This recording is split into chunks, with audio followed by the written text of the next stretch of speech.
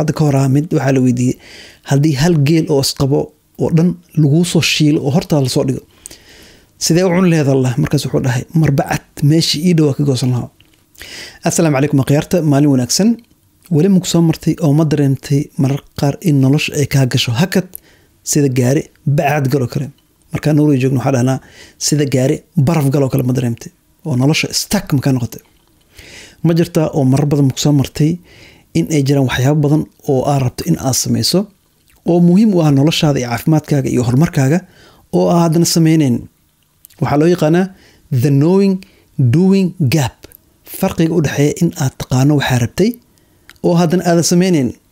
insha allah videogan waxaa isku day doona inaan kusoo koobno caqabadaha naga hortaagan maxay yihiin in aad ficil sameyno ama action aad sameyno iyo sida loo gudbi karo. insha allah waxaa isku day doona inaad tusaalooyin soo qaato oo xitaa tusaale aniga u saabsan aad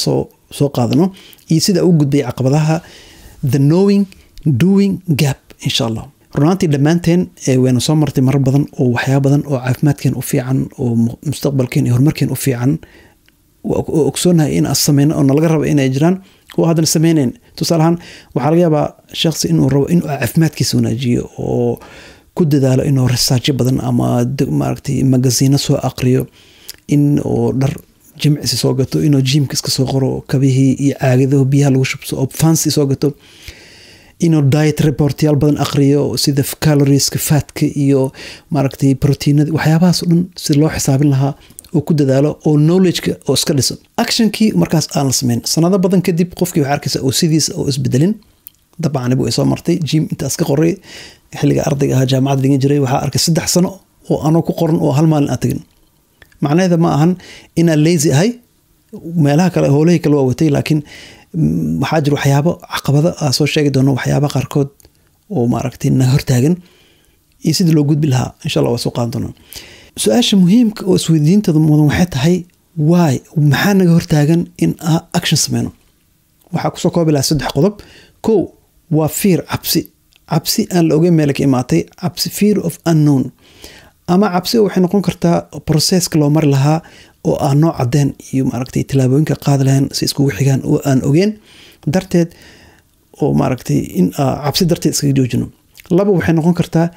in overwhelmed, inay naga badbataan howshan weyninkeeda iyo meesha ka bilaabi lahayn in ay maaragtay noo cadeen oo naga badbadato, markaas darteedana dib isaga dhigno oo actionka qaadi lahayn hakad gelino. 3 waxay noqon kartaa in aad dib u dhigano oo aad dhahno the right moment, waqtiga saxda markii la gaaro, sanadkaas markii la gaaro, marka jaamacad la meeyo, markay caruurta soo koraan ayaa maaragtay ficilkaas sameyn doonaa. marka waxaa xaqiiqda ah in right moment weligeed la gaareen. right moment markasta waa maalinka aad joogto. hadda video aan duubayo kale run ahaantii sida loo duubo iyo waxaa ka hadli lahaa iyo kulli waa ogaa.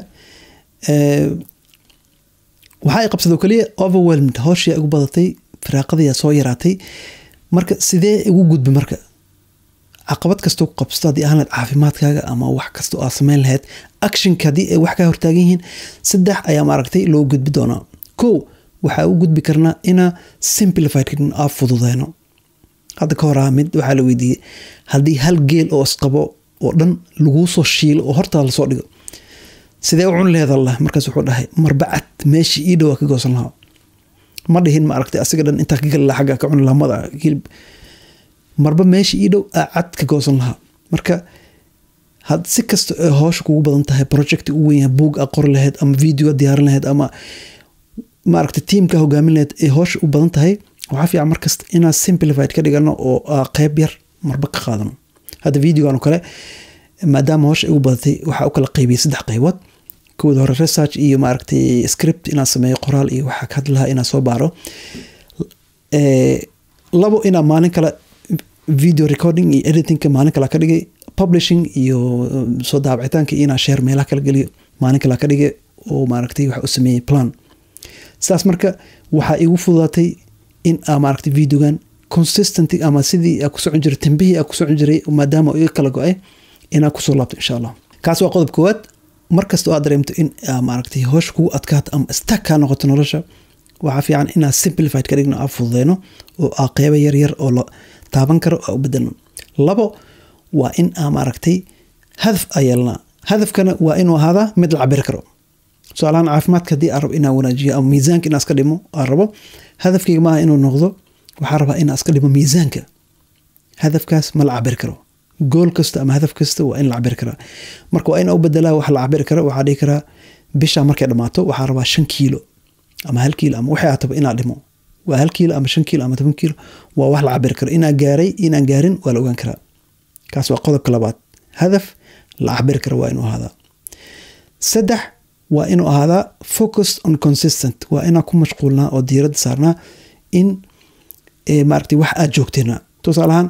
haddii shakhsi uu maaragtay muqaadaraad isticmaalo oo ogsoon in muqaadaraadka oo caafimaadkiisa u fiicneen noloshiisa jirkiisa iyo muuqaalkiisa u fiicneen tusaalahaan sigaarka oo kale